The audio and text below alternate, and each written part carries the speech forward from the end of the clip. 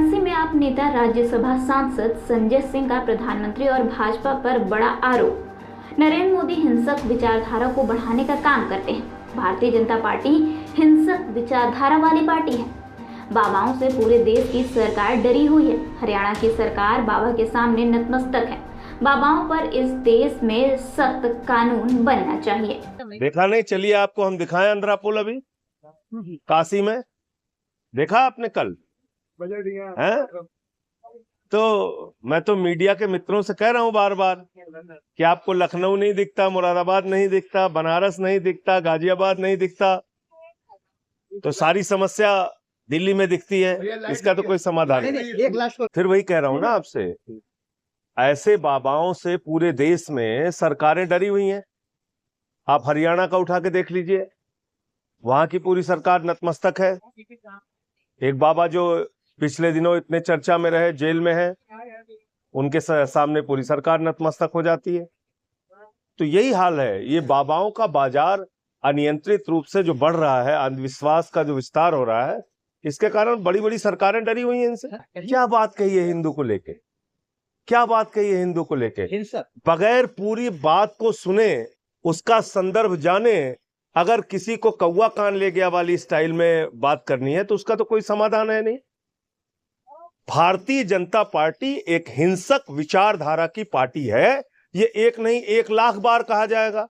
नरेंद्र मोदी हिंसक विचारधारा को बढ़ाने का काम करते हैं, ये एक नहीं 1 करोड़ बार कहा जाएगा।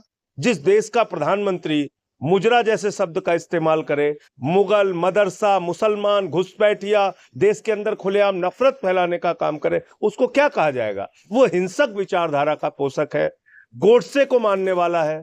ये बार बार बोलेंगे।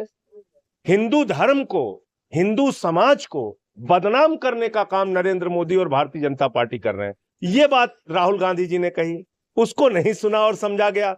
आप कौवा कान ले गया वाली स्टाइल में बात करते रहते हैं सारे लोग। मैं ये पूछना चाहता हूं, हिंदू धर्म में हिंसा की छूट कहां है? हिंदू धर्म क्या कहता है? धर्म की जय हो, अधर्म का नाश हो, प्राणियों में सद्भावना हो, विश्व का कल्याण हो। भारत के प्रधानमंत्री तो प्राणियों में दुर्भावना पैदा कर रहे हैं। तो इसलिए अभी इनको सबक मतलब ये नहीं सीख पाए हैं। अगर तो कब सीखेंगे मुझे नहीं मालूम। अयोध्या हारे, सुल्तानपुर हारे, प्रतापगढ़ हारे, प्रयागराज हारे, श्रावस्ती हारे, कौशाम्बी हारे, चित्रकूट हारे, रामपुर हारे, सीतापुर हारे, नासिक हारे, रामटेक हारे। हिंदुस्तान में सारी जगह जो धर्म से जुड़ी है, जहां से राम गुजरे हैं, भगवान श्री राम ने इनकी नीयत पहचान ली और इनको हरा दिया। अयोध्या में हार गए। अच्छा, किसके सगे हैं आप बताइए मुझे? मुसलमानों को गाली देते हैं, फिर सिखों को गाली देते हैं, फिर ईसाइयों को गाली देते हैं, फिर बौद्धों को गाली देते हैं, फिर दलितों को गाली देते हैं, फिर पिछड़ों को गाली देते हैं, फिर किसानों को गाली देते हैं, फिर पहलवानों को गाली देते हैं, फिर दलितों को गाली देते हैं, पिछड़ों को गाली देते हैं, आदिवासियों के सर पे पेशाब करते हैं बीजेपी के नेता। अब अयोध्या वालों को गाली दे रहे हैं।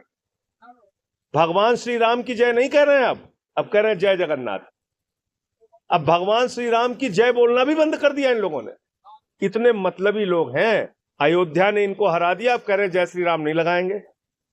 अब देखिए ना, बड़ी मुश्किल से भोले बाबा ने इनकी रक्षा की है, बड़ी मुश्किल से, हारते हारते बचे हैं। इसलिए भोले शंकर का जो संदेश है, प्रभु श्री राम का जो संदेश है, वो समझ में आ जाए मोदी जी को तो ज्यादा अच्छा है। नहीं समझ में आएगा तो जनता ने 240 पे पहुंचाया है, कल को 24 पे पहुंचा देंगे। देखिए, पूरे देश में जिस तरह से बाबाओं का बाजार विकसित हो रहा है, ये अनियंत्रित बाजार, इसके खिलाफ एक कानून बनाने की जरूरत है। अंधविश्वास को इस तरह से अगर समाज में बढ़ावा दिया जाएगा तो ऐसी घटनाओं पर रोक लगाना बहुत मुश्किल होगा। तो मैं समझता हूं कि पिछले कुछ वर्षों में जो घटनाएं देश भर में हुई हैं, उसको ध्यान में रखते हुए अंधविश्वास के विस्तार पर रोक लगाने का कानून देश में बनना चाहिए। और ऐसे बाबाओं का उद्देश्य क्या है, ये बाबा बाजार चलाने के नाम पे, धर्म के नाम पे जो धंधा कर रहे हैं, इस पर कैसे रोक लगाई जाएगी, इसके बारे में सरकार को जरूर सोचना चाहिए।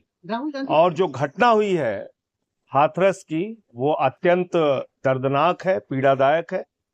प्रशासन से ये सवाल निश्चित रूप से पूछा जाएगा बार बार कि जब 80,000 की अनुमति थी तो कैसे 3-4 लाख लोग वहां पे इकट्ठा हो गए? क्या आपके पास व्यवस्था थी? एम्बुलेंस आपकी कहाँ थी? पुलिस की सुरक्षा आपकी कहाँ थी? हम लोग अगर जो अनुमति मिलती भी है उससे थोड़ा भी ज्यादा संख्या होने पर लाठीचार्ज हो जाता है, नेताओं को पकड़ पकड़ के जेल में डाल दिया जाता है, 144 का हवाला दिया जाता है। और ऐसे कार्यक्रम आयोजन आप कर रहे हैं, कोई प्रबंध भी नहीं कर रहे हैं और इतनी भीड़ इकट्ठा हो गई। तो बहुत सारी चीजें हैं, बहुत सारे सवाल हैं। निश्चित रूप से इसकी जांच होनी चाहिए और योगी सरकार को इस पर सख्त कार्रवाई करनी चाहिए।